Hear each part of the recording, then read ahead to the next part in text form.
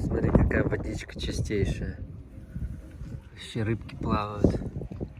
Я сегодня покупался, 16 градусов.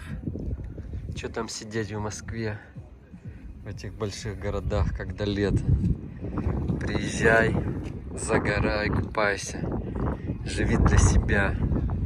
Завтра может не наступить, если ты все будешь на завтра переносить. Сегодня приехал, покупался неделю-две. И жизнь удалась.